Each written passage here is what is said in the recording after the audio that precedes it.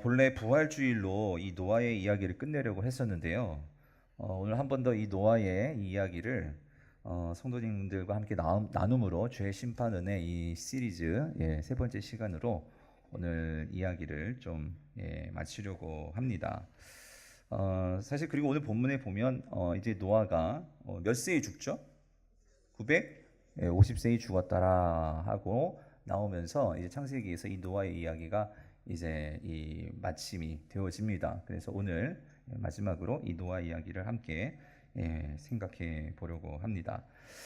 우리가 2주 전에 노아가 홍수 심판 이후에 방주에서 거의 1년의 시간을 보내고, 그리고 이 하나님께서 새로운, 마치 예수님이 부활하신 것처럼 노아의 부활로 방주에서 나온 이야기를 우리가 함께 살펴보았습니다.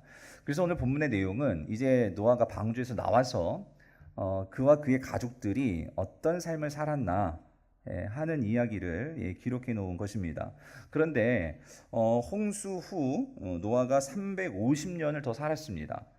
근데 성경은 이 350년이 긴 시간이잖아요. 뭐 여러 가지 일이 있었을 것 같은데 그 가운데서 노아의 그 가족에게 있었던 이 한 가지 일만 성경은 기록해 놓고 있다는 거예요. 그게 바로 오늘 우리가 읽은 사건입니다. 근데 좀 이상한 것은 그 많은 스토리 가운데 이 창세기 저자인 모세가 노아의 이야기를 기록해 놓았는데, 그 기록해 놓은 이야기가 좀 좋은 이야기는 아닌 것 같아요. 여러분, 그렇죠? 오늘 이야기가 좀 노아에 있어서 이전에 우리가 알았던 노아의 모습과는 좀 전혀 다른 그런 부정적인 모습의 이 이야기를 이 모세가 기록해 놓았다는 것입니다. 그리고 또 그 이야기를 살펴보면은요, 사실 좀 충격적인 그런 이야기이기도 합니다. 그래서 오늘 우리가 그것을 좀 살펴볼 건데요. 자, 먼저 우리 20절을 다시 한번 우리 같이 보겠습니다. 20절 같이 읽어보겠습니다. 시작. 노아가 농사를 시작하여 포도나무를 심었더니. 이 말은 노아가 이제 방주에서 나왔어요. 하나님께서 이제 그 모든 죄악된 그런 죄인들을 심판하시고 이 땅을 새롭게 만들어 노아에게 주셨죠. 그래서 노아가 처음으로 한 일이 뭐냐면 농사를 지었습니다. 농사를 지었는데 어떤 농사를 지었죠? 포도나무 농사를 지었어요. 그러니까 이 노아가 처음으로 이 세상에서 한 일은 포도 농사였습니다.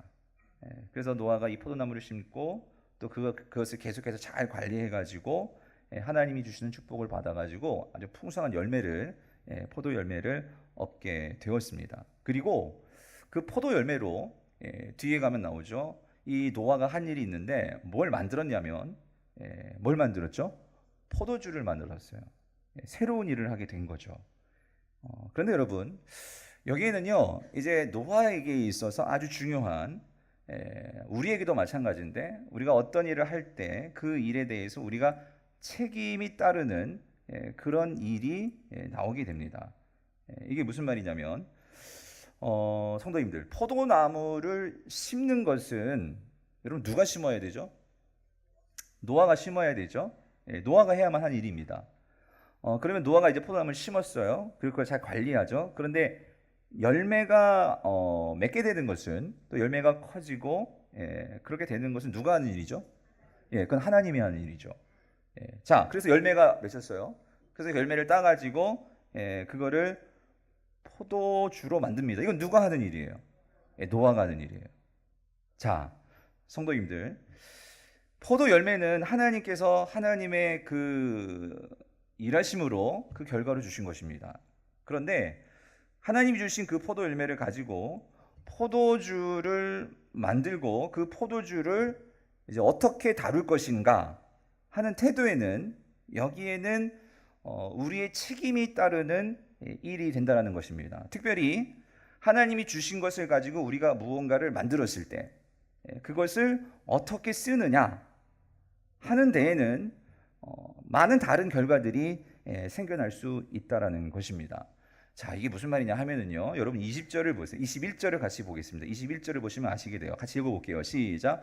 포도주를 마시고 취하여 그 장막 안에서 벌거벗은지라예요. 자, 성도님들, 하나님께서 포도 열매를 주셨어요. 그런데 노아가 그것을 가지고 포도주를 만들었습니다. 여러분, 이 포도주 만든 건 죄입니까? 죄예요? 아니죠. 죄 아닙니다. 포도주를 만들었어요. 그리고 이제 노아가 그 포도주를 마셨습니다. 그러면 포도주를 마신 거 여러분 죄입니까? 죄 아닙니까? 이거 왜 자신이 없으세요? 네? 죄예요? 죄 아니에요? 죄 아닙니다. 예. 성경은 이 점에 대해서 정확하게 중립적이에요. 이 죄다 아니다 그렇게 말하지 않습니다. 그런데 여러분, 분명히 포도주는 술입니다. 맞죠? 물론 이제 팔레스타인 지역에서의 이 포도주와 오늘날 우리가 와인이라고 하는 이 포도주는 좀 다른 성격이 좀 있습니다. 팔레스타인에서는 이 포도가 가장 그들에게 대표적인 그런 과일이기도 했고, 그래서 그것을 가지고 그들은 음료로 또 혹은 제사를 지냄에 있어서 꼭 필요한 그러한 것으로 포도주를 만들었습니다. 그런데 그 포도주를 분명히 우리가 음료로 마실 수 있고 하나님의 제사에도 사용할 수 있는데, 아까도 말씀드렸지만 그것을 내가 어떻게 사용하느냐, 즉 그것을 내가 지나치게 사용할 때에는 거기에는 뭔가 문제가 일어날 수 있다라는 것입니다. 그래서 오늘 본문에 보면 이 노아가 그것을 지나치게 사용하여서 나타난 행동이 있는데, 모습이 있는데, 그게 뭐죠? 취하여예요. 취하여. 술 취했다라는 것입니다. 자, 그럼 여러분, 술 취함 그 자체는 죄입니까? 죄예요, 죄 아니에요?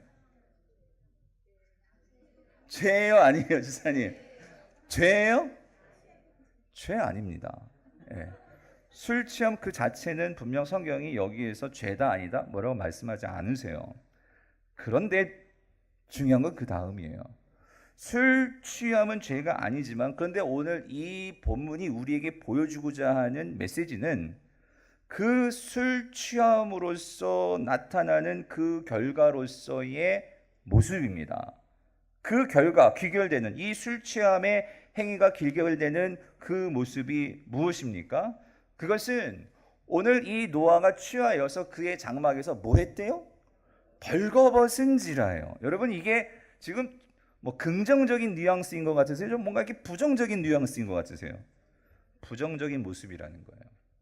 사랑하는 성도님들, 술 취함은 죄가 아닙니다. 하지만 오늘 우리가 가진 성경이 보여주는 술 취함의 결과에 대해서는 성경은 부정적으로 우리에게 말씀을 하십니다. 왜냐하면 그 술 취함의 결과가 그것은 죄의 행위로 귀결되는 것이 성경은 우리에게 보여주는 모습이기 때문입니다.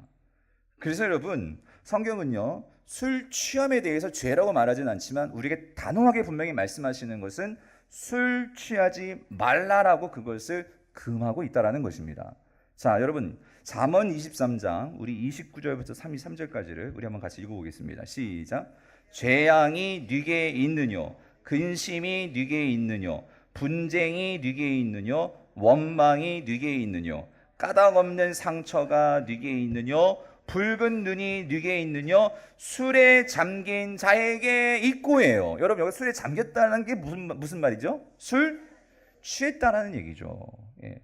술 취함이 결국 우리에게 재앙을 갖다 주고 근심하게 만들고 분쟁을 만들고 원망하게 만들고 까닭 없이 어딘가 또 엎어지잖아요. 다치죠. 예. 그리고 우리의 충혈시키는 이런 일들을 만든다는 거예요. 그리고 재미있는 것은요, 이 당시에도 폭탄주가 있더라고요. 폭탄주, 여러분. 예? 뒤에 보면은 뭐예요? 혼합한 술을 구하러 다니는 자에게 있느니라. 그러니까 이 당시에도 술을 섞어가지고 뭐 하는지 모르겠는데 그렇게 마시는 사람들이 있었던 것 같아요. 예. 그런데 여러분, 이런 결과가 뭡니까? 31절이요. 포도주는 뭐래요? 붉고 잔에서 번쩍이며 순하게 내려가나니 너는 그것을 어떻게 해요? 보지도 말지어다요. 왜요? 그것이 마침내 뱀같이 우리를 어떻게 해요? 물 것이요, 독사같이 쏠 것이며, 또 내 눈에는 기이한 것이 보일 것이요, 내 마음은 구부러진 말을 할 것이며 라고 말하고 있어요. 사랑하는 성도님들, 술 취함의 결과가 이러기 때문에 성경은 우리에게, 특별히 신약은 우리에게 단호하게 우리에게 이렇게 명령을 합니다. 에베소서 5장 17절 18절. 그러므로 어리석은 자가 되지 말고 오직 주의 뜻이 무엇인가 이해하라. 술 취하지 말라. 이는 뭐예요? 방탕한 것이니 라고 우리에게 단호하게 말씀하신다는 거예요. 그러면 사랑하는 성도님들, 여러분 그리스도의 거룩한 성도이십니까? 그러면 술 취하지 말아야 해요. 술 취해서는 안 된다는 거예요. 문제는 술 안 취하시는 분이 아멘 하는 게 지금 문제인데 사랑하는 성도님들, 아마 여러분이요 그럴 거예요. 아유 목사님 저요 술 안 취해요. 왜냐하면 나 잘 절제할 수 있거든요. 여러분 분명히 그런 분 계실 거예요. 근데 여러분 분명히 술은요 술술 내려간대요. 조금씩 마신 술이 나를 취하게 만들고 그것이 결을 나를 중독하게 만들고 그것이 오늘 우리에게 심각한 문제를 일으키더라는 거예요. 사랑하는 성도님들, 오늘 이 본문이 우리에게 말해주려는 것이 뭐냐면요, 여러분 노아가 어떤 사람이냐는 거예요. 노아는요 우리가 6장 7장 8장에서 봤지만 그는 하나님과 동행했던 의인이었어요. 그런데 그도 정신 차리지 못하니까 뭐에 취했어요? 술에 취하더라는 거예요.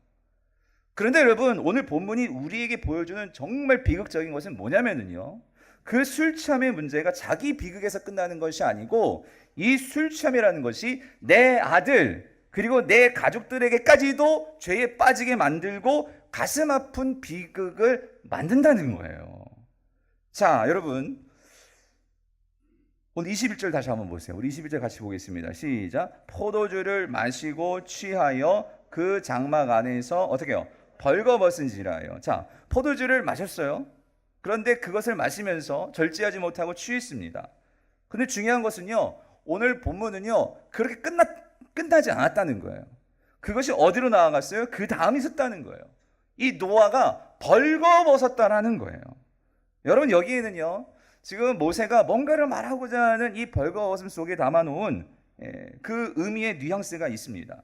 자, 그거는 노아는요 지금까지 하나님 앞에서 그 의인이라는 칭찬을 들었고, 노아는요 그 100년 동안이나 하나님 말씀 붙들고 사람들이 조롱하고 비판해도 그는 그 말씀에 순종해서 방주를 지었던 사람이었어요. 뿐만 아니라 그 방주에 들어가서도요 그 하나님의 말씀 붙들고 언제 끝날지 몰라요 이 생활이.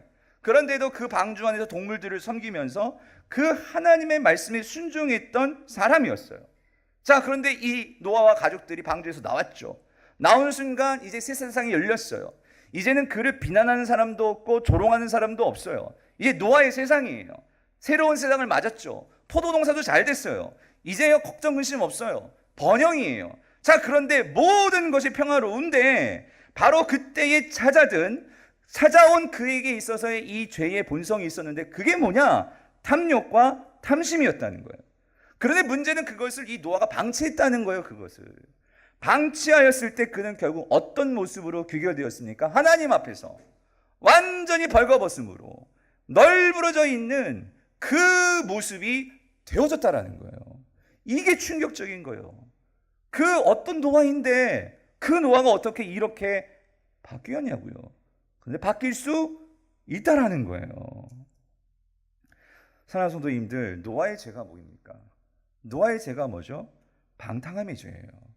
여러분 방탕함이 뭡니까? 여러분 방탕함은요 하나님이 주신 것들을 우리가 누리고 즐기는 거. 여러분 이거 방탕함 아니에요. 그런데 문제는 뭐냐면 오늘 우리가 세상 사람이 아니라 성도라면 하나님이 주신 것이 무엇이든지 하나님은 우리에게 우리의 행복과 우리가 그것을 가지고 잘 써서 우리 기쁨을 위해서 주십니다. 그런데 그것을요 세상 사람들과 다른 것은 우리가 그것을 가지고 생활할 때에 그 모든 것들을 하나님과의 관계에서 그것을 사용해야 한다는 거예요. 무슨 말이죠? 오늘 내가 이 술도 마찬가지예요. 하나님을 생각하면서 이것을 쓰고 이것을 가지고 이것을 먹어야 된다는 거예요. 근데 문제는 뭐냐면 우리가 그 모든 것을 하나님과 상관없이 그것을 쓰고 사용할 때에는 거기에는 반드시 문제가 일어난다는 거예요. 오늘 노아가 보여주는 거예요. 바로 방탕은 하나님을 생각하지 않고 하나님을 기억하지 않고 오로지 내 감정과 내 욕망을 위해서 행동하는 것, 사용하는 것, 이 모든 것들이 방탕이라는 거예요. 그래서 사랑하는 성도님들, 우리는 여기서 아주 중요한 교훈을 얻습니다. 그것은 아무리 창세기 6장 9절에서 노아를 의인이요 당대의 완전한 자요 하나님과 동행한 자라고 칭찬을 하였지만, 그 또한 하나님을 생각하지 않았을 때에, 하나님을 의지하지 않았을 때에 그 노아도 벌거벗은 죄인이 되더라는 것입니다. 사랑하는 성도님들, 우리 인간은 절대로 스스로 의인이 될 수 없습니다. 우리 인간은요, 하나님이 함께하지 않으시면, 하나님의 은혜가 없다면 우리는 절대로 구원받을 수 없습니다. 인간은요, 결코 스스로를 자신할 수 없는 존재라는 거예요. 인간은 결코 완전한 의인이 될 수 없어요. 그러므로 오늘 우리 인간은요, 오로지 하나님과 함께하고 그 하나님을 의지할 때만 우리는 죄로부터 구원을 받을 수 있고, 우리는 하나님의 은혜로만 의롭게 설 수 있다라는 것입니다. 그래서 여러분, 결코 자신을 자신해서는 안 돼요. 여러분 가운데 목사님 난 그래도요, 난 의지력도 있고 절제력도 있고. 근데 여러분, 술을 한번 홀짝홀짝 마셔보세요. 예? 여러분, 내가 아무리 목사님, 술뿐만이 아닙니다. 여러분, 우리 남자 성도님들, 목사님 나는 오로지 아내뿐이에요. 그러나 여러분, 이쁜 여자들 앞에 한번 서보십시오. 여러분, 모르겠어요. 여러분, 오늘 우리의 의지라는 게 여러분, 우리를 자신할 수 없다는 거예요. 그래서 여러분, 바울은 우리에게 이렇게 말씀하십니다. 고린도전서 10장 11절 12절 같이 읽어볼게요. 시작. 그들에게 일어난 이런 일을 본보기가 되고 또한 말세를 만나 우리를 깨우치기 위하여 성경은 우리에게 이 이야기를 기록해 놓았다는 거예요. 그래서 뭐라고 말씀하세요? 12절. 그런즉 선줄로 생각하는 자는 넘어질까 조심하라라고 말씀하고 계세요. 사랑하는 성도님들, 아무리 여러분이 의지력이 있고 지혜가 있고 똑똑한 것처럼 보여도 여러분, 우리는요, 한순간이라는 거예요. 우리는 결코 완전하지 못한다는 거예요. 그래서 우리는요, 이 세상에서 우리가 온전히 살려면은요, 하나님을 의지해야 된다는 거예요. 하나님을 생각하고 살아야지만 오늘 우리의 가정, 내 직장, 내 삶을요, 지켜낼 수 있다라는 거예요. 그런데 성도님들, 이제부터 여러분 좀 정신 좀 바짝 차리고 좀 설교를 좀 들으셨으면 좋겠어요. 사실은 여러분, 오늘 본문은요, 참 어려운 본문이에요. 학자들도 오늘 본문에 대해서 많은 논쟁점들이 있고, 사실 오늘 본문을요, 설교하기란 참 힘든 본문입니다. 사실 저도 이거 가지고 많이 고민을 했어요. 제가 근래 설교 준비하면서 이렇게까지, 어제도 새벽 3시까지 본문을 갖고 씨름했습니다. 왜냐하면 오늘 본문이요, 모세가 정말 중요한 거를 말하는 것 같은데 그것을요, 명쾌하게 다 세세하게 설명하지는 않았어요. 왜 그러냐면, 이제 설명해 드리겠지만, 이 오늘 본문의 사건이요, 사실은요, 참으로 말하기 좀 민망스러운 일이에요. 왜 그러냐면, 오늘 본문을 놓고 보면은 본문은 이렇습니다. 노아가 그렇게 술 취해서 벌거벗었죠. 그렇게 널브러져 있어요. 근데 그걸 누가 봤죠? 그의 작은 아들 함이 봤어요. 그래서 함이 봐가지고 그것을 어떻게 했죠? 나가가지고 그의 형들 셈과 야벳에게, 야, 아빠 좀 봐, 아빠가 저렇게 널브러져가지고 저렇게 취해가지고 그렇게 자고 있어, 이렇게 말을 했는데, 나중에 이제 어떻게 되죠? 노아가 그걸 알았을 때에 그걸 알고 화를 내면서 어떻게 하죠? 누구를 저주해요? 함을 저주해야 될 것 같은데, 함을 저주한 게 아니라 누구를 저주하냐면 함의 막내 아들 가나안을 저주를 하는 거예요. 자, 오늘 이 본문이요, 사실 그래서 여러분, 이 본문을 얼마든지 도덕적으로 설명할 수 있습니다. 도덕적으로. 뭐냐면 오늘 이 부분에서 자, 보세요. 22절 다시 한번 보죠. 22절을 보면 이렇게 말씀하시죠. 가나안의 아버지 함이 어떻게 해요? 그의 아버지 하체를 보고 밖으로 나가서 그의 두 형제에게 알렸죠. 그런데 23절을 보세요. 23절. 셈과 야벳이 옷을 가져다가 자기들의 어깨에 메고 뒷걸음쳐 들어가서 그들의 아버지의 하체를 덮었으며, 또 그들이 얼굴을 어떻게 해요? 돌이키고 그의 아버지의 하체를 어떻게 하였습니까? 보지 아니하였더라. 그러니까 여러분 보세요. 함은요, 어떤 면에서 참 경고망동한 행동을 하는 거죠. 아버지의 그 수치를 가리고 그것을 덮어주는 게 아니라 그것을 막 까발리는 거죠. 이런 아들 여러분 어떠요? 진짜 불효자식이죠. 그런데 오늘 이 셋, 그리고 야벳은 어때요? 그 아버지의 수치를 어때요? 가려주는, 아버지의 권위와 아버지를 공경할 줄 아는 아들이었죠.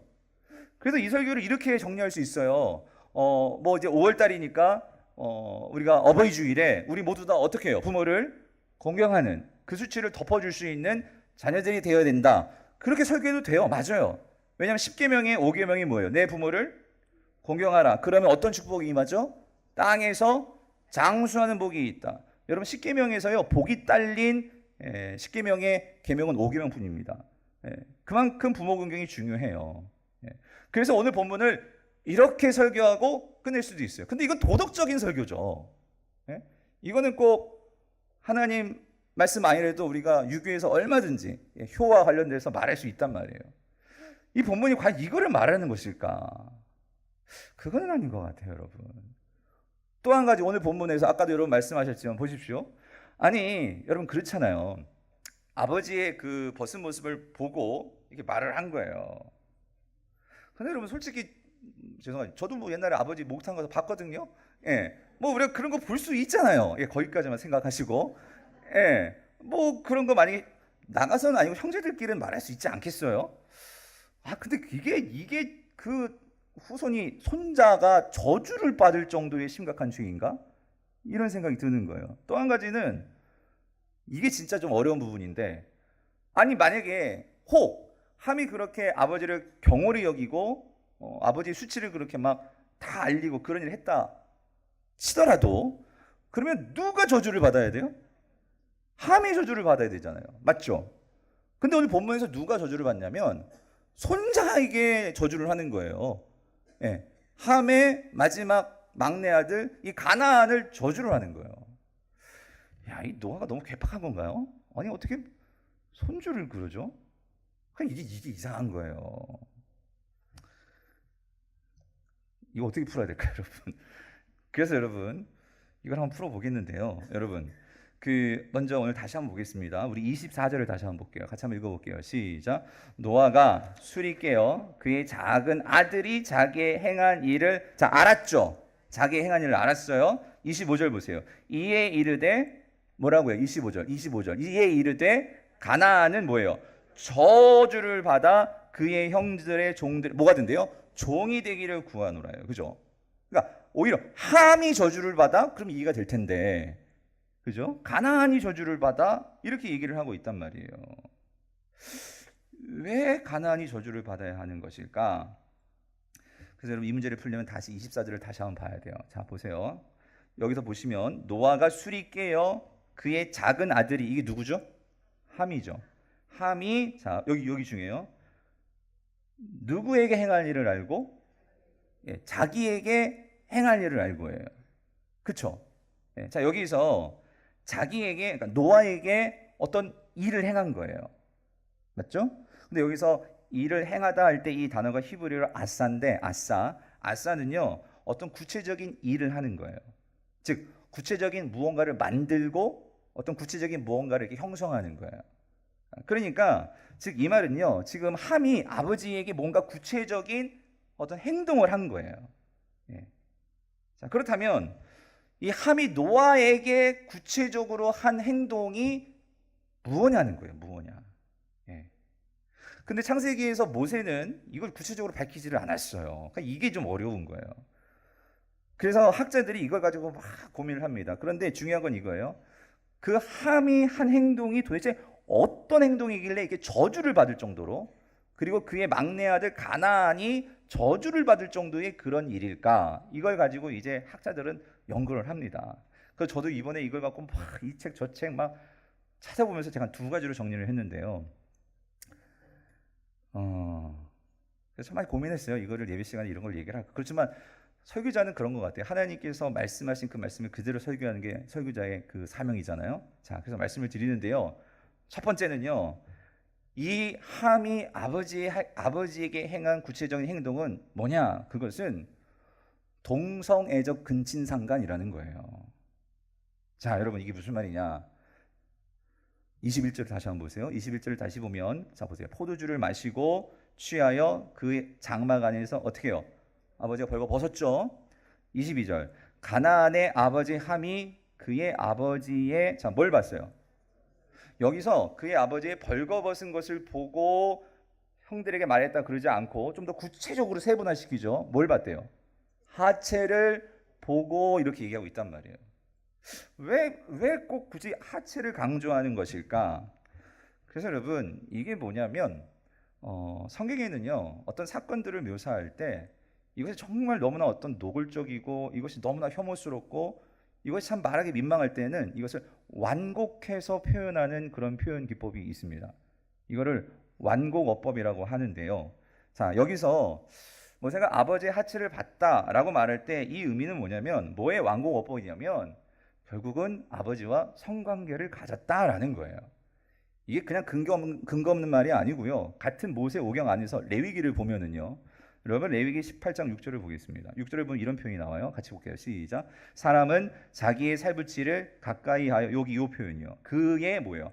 하체를 뭐예요? 범하지 말라. 나는 여호와이니라라고 나와요. 여기 하체가 오늘 창세기 22절에 나온 하체하고 똑같은 히브리어예요. 자, 근데 이게 에르와인데 그래서 이 하체는 성기를 말해요. 자, 그리고 여기서 범하다라고 우리는 번역을 했는데 사실은 이게 범하다는 해석된 의미예요. 히브리어를 보면 이 갈라라는 의미인데 이 갈라는요 벗다의 의미예요. 벗다. 그러니까 하체를 벗었어요. 하체를 벗긴 거예요. 이거 왜 벗길까요? 여러분께 맡겨드릴게요. 지금 레위기 18장 6절에서 여러분 여기서 이 살부치가 뭘 말하는 거죠? 살부치가 뭐예요? 근친이에요. 근친. 골육지친. 그 골육지친과 하체를 벗기지 말라 직역하면 이 말은 뭐예요? 관계를 갖지 말라 이 말이잖아요. 하나님은 분명히 근친상간을 뭐예요? 금하고 계세요. 맞죠? 그런데 오늘 이 함이 뭘 했느냐? 오늘 여기서 하체를 보고 바로 이것이 그 완곡어법 오늘 레위기 18장 6절에서 하체를 벌거벗었다 이 말과 똑같은 의미로 이게 성관계를 가졌다라는 의미라는 거예요. 그래서 지금도 이스라엘에서 랍비들은요 랍비 문학을 보면 오늘 이 그 창세기 9장 22절의 이 말씀을 어떻게 해석하냐면 그들은요 이렇게 해요. 함이 아버지에게 몹쓸 짓을 했다는 거예요. 그 몹쓸 짓이 뭐예요? 혐오스러운 동성애적 성관계를 가졌다라는 거예요. 그래서 학자들 가운데는 인류의 최초의 동성애자를 함으로 보는 사람들도 있습니다. 그렇기 때문에 여러분 아버지에게 이런 죄를 했으니 범했으니 뭐 받기 합당해요? 저주 받기에 합당하다는 거예요. 이해되시죠? 근데 또 한 가지 설명이 있어요. 그건 뭐냐면 이거는요 함이 아버지에게 행한 것은 사실은 아버지에게 행한 것이 아니라 어머니에게 행한 근친상간이라는 거예요. 오늘 설교 좀 이상하죠, 여러분? 그러나 이거를 말해야지만 뒷변에서 우리가 꼭 짚을 수 있는 게 있어요. 그래서 좀 들어봐 주세요. 여러분 이 설명은요, 어머니를 근친상간한 것이 이것이 이유가 될 수 있는 이유는요, 이 설명은 왜 가나안이 저주를 받았는지에 대한 그 이유를 명쾌하게 설명할 수 있기 때문이에요. 왜 그러냐면 오늘 이 가나안은 사실 어느 관계에서 나온 아들이냐면 엄마와 함의 관계에서 나온 아들이 누구예요? 가나안이라는 거예요. 그래서 당연히 모세가 누구를 저주하겠습니까? 가나안을 저주한다라는 거예요. 근데 여러분 이것도 근거가 있는 게 여러분 다시 21절을 보면은요. 오늘 본문 21절을 보면 여기 포도주를 마시고 취하여 그 장막 안에서 어떻게 돼요? 누가 벌거벗은 거죠? 노아가 벌거벗었는데 여러분 왜 벌거벗었을까요? 여기서 이 벌거벗다가 아까 레위기 우리가 18장 6절에서 봤던 이 갈라라는 이 히브리어인데 이것도 완곡어법이라는 거예요. 왜 벗죠? 뭐 하려고 벗겠어요? 관계를 맺기 위해서. 그래서 오늘 본문에는 노아의 아내는 나오지 않아요. 그렇지만 오늘 그 그러니까 그 장막 안에서 노아가 벌거벗을 때에는 혼자 벗은 게 아니라는 거예요. 거기 누구도 있었을까요? 그의 아내도 있었다라는 거예요. 그래서 아내와 노아가 같이 벌거벗고 그 관계를 술에 얼큰이 취해가지고 자신이 뭘 하는지도 모르고 그렇게 아내와 남편이 있는데 그렇게 행하고 관계를 맺고 널브러져 있는데 그걸 누가 본 거죠? 함이 본 거예요. 근데 그 함이 그것을 보았을 때에 어떻게 했죠? 거기에 들어가서 어머니를 범한 거죠. 오늘 문화로 생각하면 도저히 막 이해가 안 되죠, 여러분. 어떻게 이런 일이 벌어질 수 있느냐? 그런데 여러분 성경은요 이런 일이 벌어지는 것을 그대로 적나라하게 우리에게 말씀해 줍니다. 여러분 이 사건이요 오늘 지금 노아의 집에서만 있었던 게 아니에요. 여러분 창세기 우리가 조금만 더 뒤로 가면은요 창세기 19장에 보면 하나님께서 그 악한 음란한 도시였던 소돔성을 불로 멸망시킵니다. 그런데 그 악한 소돔성을 멸망시킬 때 마치 홍수에서 노아를 건져냈던 것처럼 롯 가정을 구원해 주십니다. 하나님이. 그런데 이 롯 가정이 구원을 받았는데 나왔는데 그의 딸들이 뭘 하는지 여러분 보십시오. 이 딸들은요 그 소돔의 문화에 완전히 쩔어있던 딸들이었어요. 하나님의 백성이었지만 그 딸들은요 하나님 백성 잊어버린 지가 오래예요. 세상의 문화에 완전히 쪄들어가지고 이 딸들의 생각은 오로지 뭐냐면은요 종족 번식이었어요. 종족 번식. 왜 그러냐면 이 종족 번식은 그 당시에 여성들이 자기를 과시할 수 있는 그것이 바로 종족 번식이었거든요. 그래서 여러분 창세기 19장 32절을 보면 참 기가 찬 일이 벌어집니다. 여러분 같이 읽어볼게요. 시작. 우리 아버지 여기도 마찬가지 뭘 마시고 술을 마시게 하고 동침하여 우리 아버지로 말미암아 어떻게 해요? 후손을 이어가자 하고. 야 어떻게 이런 일이 벌어질 수 있을까? 그런데 여러분 그래서 여러분 이거를요 고대의 성과 지금 우리의 성을요 이게 동일선상에 놓고 이해하면 이게 이해가 안 돼요. 그래서 여러분 그 다음 사진 좀 보여주실래요? 그 건국대학교 예전에 그 히브리어과가 있었어요. 그 히브리어과의 교수님이신데 최창모 교수님이 쓰신 이 금기의 수수께끼라는 이 책이 있어요. 이 책은 성서에 나오는 여러 가지 이 금기를요 인류학적인 관점에서 이 해석한 이 책 재밌습니다. 많이 어렵지도 않아요. 여러분 관심 있으면 사서 읽어보세요. 그런 책인데 여기서 말씀하시는 바가 이거예요. 그러니까 오늘날 이해로 성경의 그런 성적인 이런 관계들을 해석하면은요 우리가 이해를 할 수 없다는 거예요. 고대의 성은 어떤 성이었느냐? 이것은요 어떤 성적인 쾌락, 성적인 유의보다도 남성에게는요 자신의 힘과 권력을 입증하는 그 수단이 바로 성이었고요. 여자들에게는요 아까도 말씀드렸지만 종족 번식, 종족 생산을 통해서 자신의 존재감을 드러내는 것이 그게 바로 성이었다는 거예요. 그래서 여러분 오늘 본문에서 왜 노아가 엄마에게 들어갔느냐? 그거는요 이거예요. 여러분 아까도 뭐 그런 제가 농담 삼아 했지만 요즘 애들이요 부모한테 많이 눌려 있어요. 그리고 뭔가 이렇게 억눌리면은요 이 아이들도 부모에 대해 어때요? 분함을 갖게 되죠. 함은 아마도 심리적으로 아버지에 대해서 뭔가 이렇게 억눌리는 뭔가의 그 분노가 있지 않았을까? 즉 그 가정에서 아버지를 이기고자 하는 그런 그의 성향이 있었던 거예요. 즉 아버지에 대해서 우월한 자신의 힘을 과시하고자 하는 그 도전으로 뭐죠? 아버지에게 속해 있는 그 어머니를 뭐예요? 이 아들이 취한 거예요. 근데 여러분 이게 이해가 되는 게요. 고대 그 사회 속에서 여러분 압살롬이 아버지 다윗을 향해서 쿠데타를 일으킵니다. 맞죠? 근데 쿠데타를 일으키고 나서 바로 한 일이 뭐죠? 그의 아버지의 후궁들을 이 압살롬이 어떻게 하죠? 다 대낮에 벌금 대낮에 그 사람들이 볼 수 있는 곳에서 근친상간을 합니다. 왜 그러는 거죠? 아버지에 대한 도전이죠. 아버지를 무시하는 거죠. 아버지에 대해서 권력을 내가 다 어떻게 해요? 찬탈하는 거죠. 지금 노아가 지금 그 가족의 이 노아의 함이 바로 그 모습을 보여주고 있다라는 것입니다. 사랑하는 성도님들, 뭐가 맞는 것일까요? 여러분 아버지든 어머니든 참 뭘 따지는 건 별로 중요한 것 같지 않아요. 왜냐하면 모세는요 거기에 대해서는 관심이 없는 것 같아요. 분명히 이 일이 참으로 이거를 다 까발리기에는 너무나 창피하고 너무나 민망한 일이기 때문에 어쩌면 노아도 그것을 자세하게 설명하지 않고 왕곡어법으로 말한 것 같아요. 여러분 그렇잖아요. 노아가 어떤 사람이에요? 우리가 지금까지 보아왔던 노아는요 의인이었어요. 하나님과 동행하는 자였어요. 근데 그의 가족이 그가 이렇게 망가지다니 참으로 창피한 일이죠. 그런데 여러분 왜 모세가 이 이야기를 그 홍수 이후에 유일하게 노아의 스토리로서 적어놓은 그 이유가 무엇일까요? 여긴 아주 중요한 교훈이 있어요. 그건 뭐냐면요 하나님을 기억하지 않고 하나님을 의지하지 않는 모든 개인, 모든 가정, 모든 교회는요 예외 없이 죄의 공격을 받을 수밖에 없고 그 죄의 영향력에 아무리 노아라 할지라도 다 뭐예요? 무너지더라는 거예요. 사랑하는 성도님들, 오늘 이 세상을 보십시오. 오늘 저와 여러분들은 성도로서 이 세상을 살아갑니다. 살아가는데 끊임없이 이 세상은 저와 여러분들에게 이 세상이 주는 그 끊임없는 메시지 속에서 우리는 살아가고 있어요.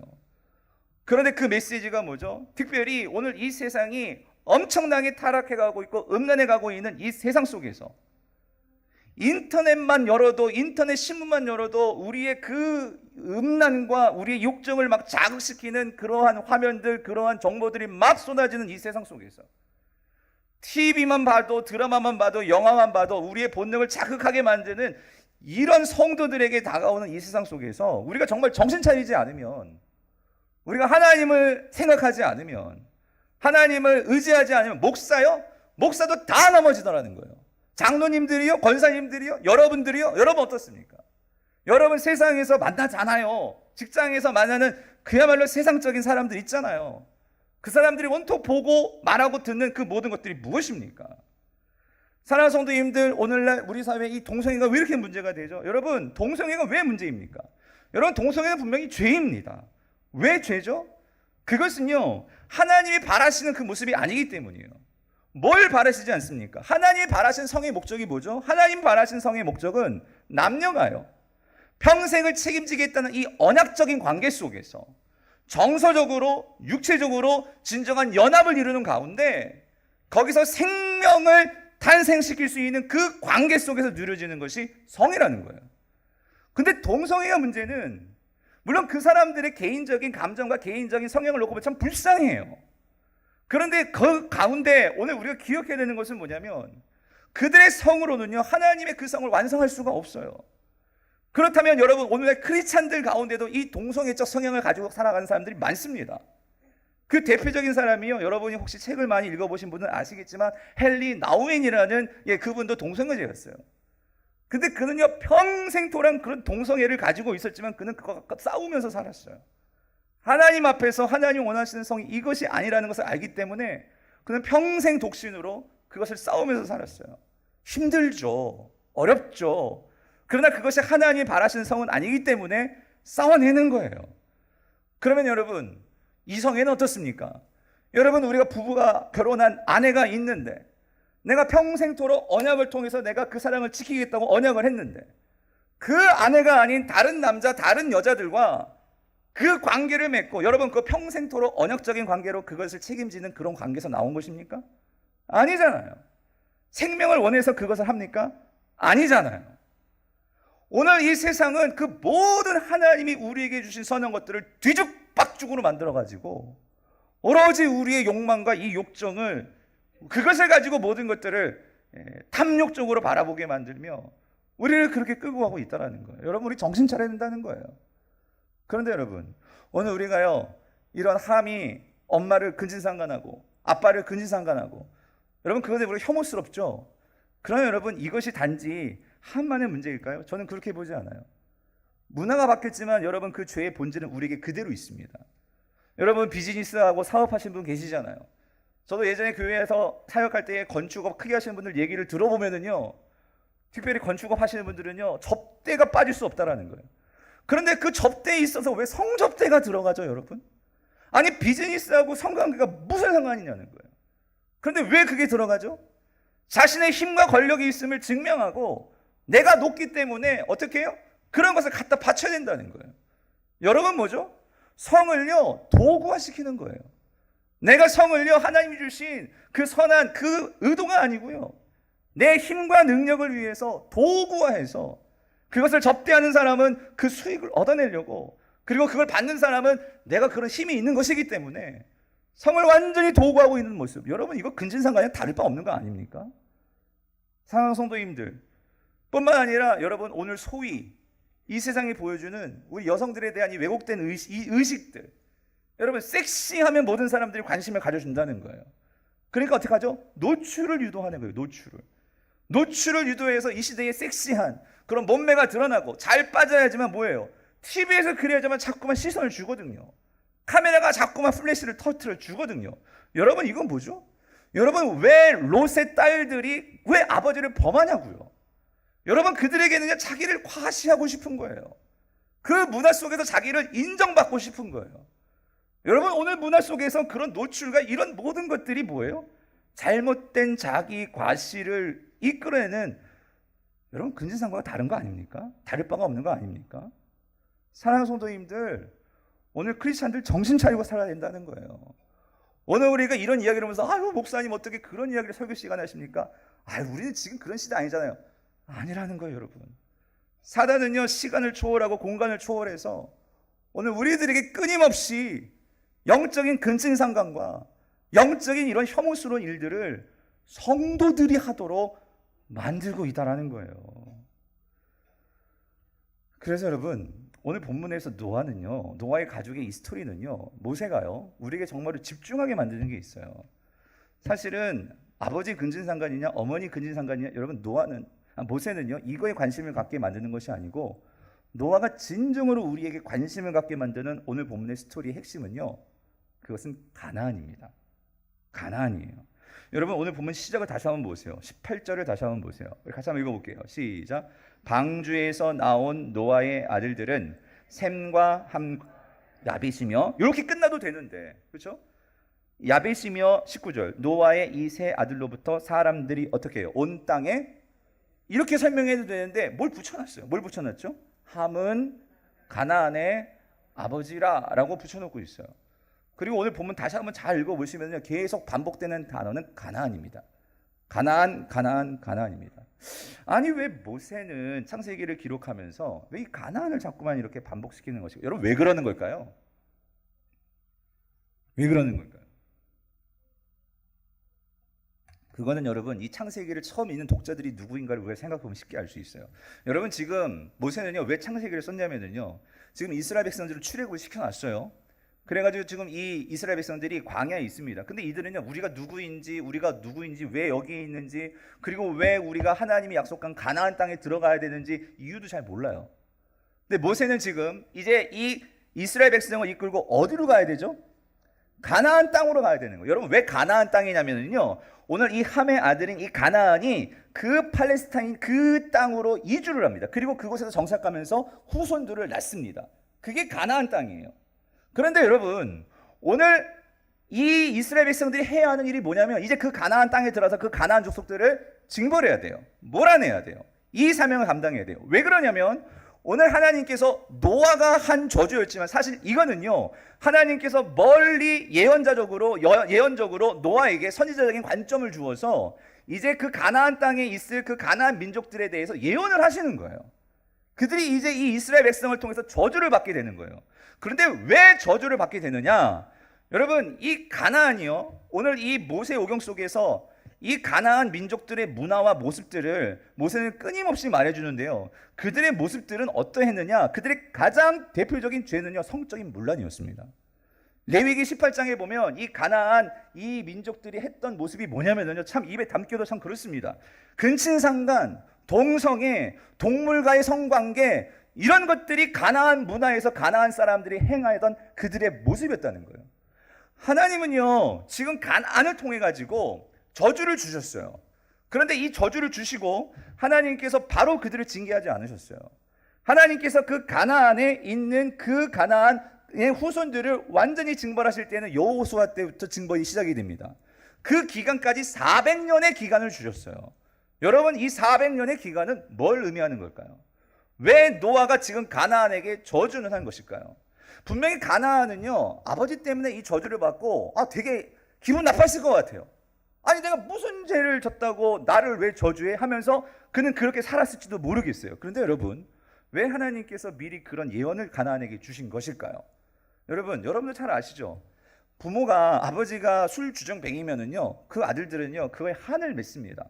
예? 그래서 아버지가 그렇게 아내를 막 때리고 하는 것을 본 애들은요, 그것에 대해서 이를 갈면서 나는 저렇게 아버지가 안 될 거야. 그런데 문제는 뭐냐면, 그런 모습을 보고 그렇게 자란 아들이 그냥 그런 문화 속에서 보면서 커오면은 어떻게 되죠?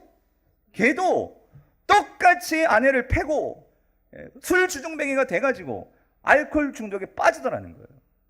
오늘 함의 그 성향이 그대로 오늘 이 가나안에게 영향이 끼쳐져가지고 가나안이 그 가나안 땅에서 한 일이 뭐냐면 성적인 문란이라는 거예요. 사랑하는 성도님들, 오늘 본문은 우리에게 그거를 말해줘요. 이거를 누가 해결할 수 있냐고요. 이 고리를 누가 끊을 수가 있냐고요. 이 사망의 몸으로부터 누가 나를 건져낼 수 있느냐고요, 여러분. 사실 아담이 그 일을 해주기를 원하셨어요, 하나님은. 그런데 아담은 에덴 동산에서 그 사명을 내팽개쳐버렸어요. 실패했어요. 그리고 두 번째 아담으로 하나님께서 사실 세운 사람이 누구였습니까? 노아였어요, 노아. 그런데 그 두 번째 노아도 그 사명에서 어떻게 되었죠? 실패하였어요. 그럼 누가 이 일을 할 수 있냐고요. 그럼 누구일까요? 예수 그리스도시라는 거예요. 그래서 여러분, 사도 바울은 고린도전서 15장 22절에서 우리에게 이렇게 말씀합니다. 아담 안에서 모든 사람이 죽은 것 같이 그리스도 안에서 모든 사람이 어떻게 해요? 삶을 얻으리라. 45절, 기록된 바 첫사람 아담은 생명이 되었다 함과 같이 마지막 아담은 뭐예요? 살려주는 영이 되었다 라고 말씀을 하세요. 여러분, 이 마지막 아담이 누구세요? 예수 그리스도시라는 거예요. 사랑하는 성도님들, 노아도 결국은 실패했어요. 결국 이스라엘 백성들 가나안에 가서 가나안 몰아냈을까요? 아니요. 어떻게 된 줄 아세요? 그대로 따라갔어요. 이스라엘 민족도 그대로 가나안 문화 따라갔다고요. 바알을 섬겼고 아세라를 섬겼고, 여러분, 바알하고 바알은 남신이고요, 아스다롯은 여신이거든요. 바알 사람들, 그러니까 그 가나안 사람들 섬겼던. 근데 바알하고 이 아스다롯 관계가 뭔지 아세요? 남매예요, 남매. 예? 그들이 믿는 신조차도 근친상간의 그런 신이에요. 그런 신들을 믿고 있었어요. 그런데 그거를 따라갔던 자들이 이스라엘 백성들이에요. 사랑하는 성도님, 이게 남 얘기 아니에요. 오늘 저와 여러분들이 또 내일 세상 속에 나아가요. 우리 젊은 청년들 정말 근심 걱정돼요. 왜냐하면 저도 그런 고뇌를 겪었거든요. 세상이요 끊임없이 우리를요 세뇌시키고 그런 문화 속에서 우리를요 그렇게 따라가게끔 우리를 만들어요. 그 문화를 따라가지 않으면 우리는 완전 왕따 되는 것 같고 무슨 조선시대 살아가는 것 같고. 그런데 여러분, 오늘 이 시대에 하나님의 백성들에게 오늘 왜 모세가 이 이야기를 들려주는 것일까요? 우리가 이 세상에서요 우리를 살릴 수 있는 것은 오직 예수 그리스도시라는 거예요. 우리가 예수 그리스도를 놓아버리고 그 예수 그리스도를 따르지 않으면요 목사도 넘어지고 모두 다 넘어진다는 거예요. 그래서 여러분, 오늘 우리를 살릴 수 있는 것은 무엇입니까? 오늘 예수 그리스도 안에 있는 그의 영, 성령만이 우리를 의의 길로 인도하고 우리를 자유케 하신다는 거예요. 그래서 로마서 8장 1절 2절 이렇게 말하죠. 그러므로 이제 그리스도 예수 안에 있는 자에게는 결코 정죄함이 없나니 이는 그리스도 예수 안에 있는 생명의 성령의 법이 죄와 사망의 법에서 너를 어떻게 해요? 해방하였다라고 말씀하시는 거예요. 뭐가 우리를 이 세상의 가나안 문화로부터 우리를 건져낼 수 있을까요? 뭐가 우리를 가나안을 따라가지 않고 오직 예수 그리스도를 바라보며 따라갈 수 있게 만들어주는 것일까요? 내 생각, 내 지식, 내 경험이요? 아니요. 오직 성령만이 우리를 그렇게 인도해 줄 수 있다라는 거예요. 그래서 바울은 이렇게 결론을 내립니다. 에베소서 5장 18절 같이 읽고 설교를 마치겠는데요. 같이 읽어보죠. 시작. 술 취하지 말라. 이는 방탕한 것이니 오직 성령으로 충만함을 받으라 라고 말씀하고 계세요. 사랑하는 성도님들, 성령의 지배를 받으셔야 돼요. 성령만이 여러분의 가정을 살려낼 수 있고요, 성령만이 우리 무너진 우리의 삶을 일으켜 세울 수 있다는 거예요. 여러분, 아담의 범죄가요 부부관계를 완전히 망가뜨려 놨어요. 오늘 노아의 이 벌거벗은 실수가요 그 가정을 완전히 풍지박산 만들어 놨어요. 여러분, 무엇이 회복시킬 수 있겠냐고요? 오직 예수 그리스도만이 그 모든 것들을 회복시킬 수 있으신 분이십니다. 오늘 그 분을 붙들고 여러분의 삶을 그분께 맡기고 성령의 인도하심을 받는, 그래서 새 생명으로 나아가는 저와 여러분들 수 있기를 간절히 바랍니다. 오늘 말씀을 생각하시면서 우리 찬양 같이 하고 기도합시다. 주님 보소서. 주님, 우리는 진짜 선한 것이 하나도 없습니다. 그래서 이 시간 성령의 도우심이 필요합니다. 그럼 간절한 마음으로 우리 같이 찬양하고 나아갑시다.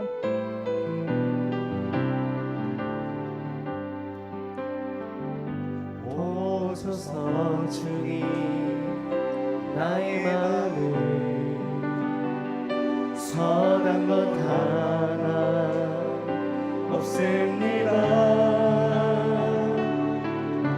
그러나 내 모든 것 주께 드립니다. 사랑으로 안으시고 날 새롭게 하소서. 보소서 주님, 나의 마음을 선한 것 하나 없습니다. 그러나 내 모든 것 주께 드립니다. 사랑으로 안으시고 날 새롭게 하소서. 주님 마음 내게 주소서. 주님 마음 내게 주소서. 내 아버지 주님 마음 내게 주소서. 나를 향하신 주님의 뜻이 이루어지도록 주님 마음 내게 주소서. 주님 마음 내게 주소서. 주님 마음 내게 주소서. 내 아버지 주님 마음 내게 주소서. 나를 향하신 주님의 뜻이 이루어지도록 주님 마음 내게 주소서. 내게 사랑을 가르치소서. 내게 사랑을 가르치소서. 당신의 마음으로 용서하게 하소서. 주의 성령 내게 세우사 주의 길 가게 하소서. 주님 당신 마음 주소서. 주의 성령 내게 세우사 주의 길 가게 하소서. 주님 당신 마음 주소서. 주의 성령 내게 채우사 주의 길 가게 하소서. 주님 당신 마음 주소서. 주님 마음 내게 주소서. 내 아버지 주님 마음 내게 주소서. 나를 향하신 주님의 뜻이 이루어지도록 주님 마음 내게 주소서. 사랑하는 성도 다 하늘을 가고 있습니다. 여러분 정말 저도 목사지만은요 정말 제 자신이 참 두려울 때가 참 많아요. 인터넷을 켜기만 해도요 정말 나를 유혹하는 것들이 너무나 많아요. 내가 의도하지 않은데도 신문 하나 보는데도 인터넷에서 신문 하나 보는데도 그 옆에요 뭐가 번쩍번쩍거리면서 내가 의도하지 않아요 나는. 네. 사랑하는 성도님들, 우리 남자 우리 가장 되신 우리 형제 여러분, 세상에서요 여러분 정말 아내가 안 보일 때 여러분 정말 세상에서 어떻게 사십니까? 네. 여러분 정말 세상에서요 어떤 마음으로 여자분들을 보시면서 여러분 살아가십니까? 우리가 꼭 성적인 부분이 아니더라도 여러분 정말 우리가 세상에서 우리가 어떤 일을 결정하고 할 때 여러분 내가 정말로 어떤 하나님의 성도로서 정말 하나님이 계신 것을 인식하면서 의지하면서 내가 정말 일들을 결정하고 여러분 그렇게 살아가십니까? 아니면 아무도 보는 사람 없으니까 아무도 모르니까 혹시 우리가 그렇게 살아가고 있지는 않은 거예요. 그리고 너무나 거기에 익숙해져 있다는 거예요. 그래서 두렵다는 거예요. 그래서 아버지 하나님 정말 나에게 선한 거 아무것도 없는데 주님 내가 정말로 성령을 정말 의지해야 된다는 거 알면서도 나는 내 마음대로 방탕한 나의 모습 주여 나를 붙들어 주시옵소서. 그리고 여러분 기도해 주셔야 돼요. 여러분 남편을 위해서, 아내를 위해서, 자녀들을 위해서. 여러분 요즘 애들이 진짜 밖에서 뭘 보고 어떻게 하는지 여러분 아십니까? 이제는 뭐 우리가 따라다니면서 감독할 수도 없어요. 하려고 해도 불가능합니다. 무엇으로 그 아이들을 지킬 수가 있겠습니까? 정말로 하나님 이런 시대에 우리 성도들이 살고 있는데 저는 오늘 이 노아의 가정이 무너진 이야기가요 정말 남의 얘기 같지 않는 거예요. 아버지 하나님 우리를 불쌍히 여겨주시고 우리가 정말로 정신을 차리고 하나님 세상을 살아갈 수 있도록, 그래서 가나안에 우리가 끌려가는 인생들, 빠진 인생들이 아니고 성령을 따라, 거룩한 영이신 성령을 따라 주님 그것들을 이겨내고 끊어내고 살아가게 하여 주시옵소서. 우리 가정을 거룩하게 하시고 이 교회를 거룩하게 하시고 이 대한민국을 한국교회가 있기 때문에 거룩해질 수 있도록 하여 주시옵소서. 우리 다 같이 말씀을 생각하시면서 통성을 함께 기도하시겠습니다. 아버지 하나님, 아버지 하나님,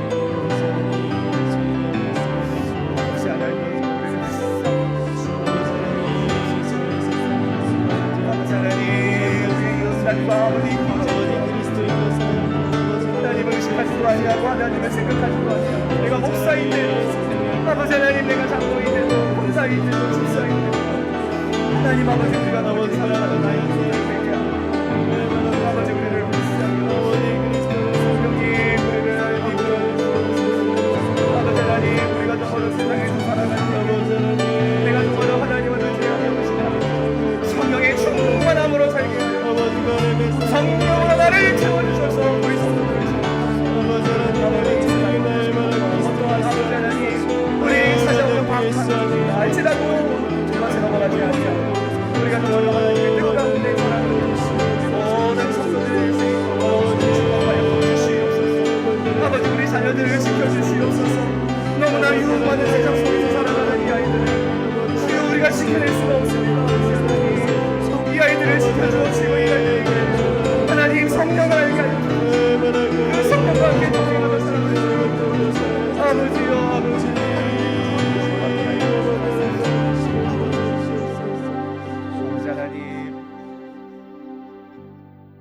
오늘 우리 마음속에 하나님보다도 우리가 가나안의 문화를 나도 모르게 그것을 따라가고 살아갔던 나의 모습을 회개합니다. 아버지 우리가 그걸 원치 않아도 이제 이 세상은 가나안 문화가 다 지배하고 있는 이 세상입니다. 그러나 아버지께서 오늘 그 가나안 문화 가운데 한복판에 오늘 이 강북우리교회 우리를 불러주신 것은 내가 누구인지 또 내가 무엇을 따라야 하는지에 대해서 다시 한번 우리를 조율하시고 우리를 새롭게 하시려는 아버지의 마음인 것을 믿습니다. 성령님 우리 성도들 이제 또 내일부터 세상으로 나아갑니다. 많은 것들이 이들을 유혹할 것이고 또 많은 것들을 우리에 가만 놔두지 아니하며 우리도 세상 사람들처럼 그렇게 즐기며 살고 싶고 우리도 세상 사람들처럼 떵떵거리며 가지고 살고 싶고 나를 내세우고 싶고 과시하고 싶고 하나님 그런 모습들이 우리 안에 마음속에 있습니다. 그러나 아버지 하나님 오늘 우리가 이 노아의 이야기를 보면서 하나님 우리가 분명히 기억하고 세상으로 가나안으로 나아가지 아니하도록 성령님 우리를 붙들어 주시옵소서.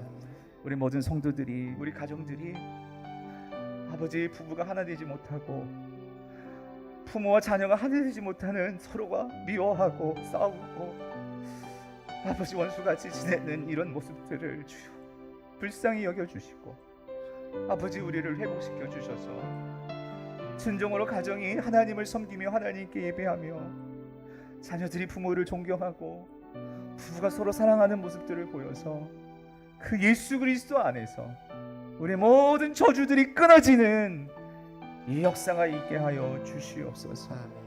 아버지 우리 모든 성도들 지금 어떠한 문제가 있고 또 어떠한 실패가 있고 아픔이 있을지라도 그래서 오늘 우리에게 예수 그리스도가 오셨고 그분이 우리를 회복시키실 것을 믿게 하여 주셔서 아버지 그 넘어진 자리에서 다시 일어날 수 있도록 예수 그리스도 안에는 결코 정죄함이 없다고 말씀하시는 오늘 그 성령의 능력을 믿고 다시 일어서 나아가는 우리 성도들 될 수 있도록 주님 축복하여 주시옵소서.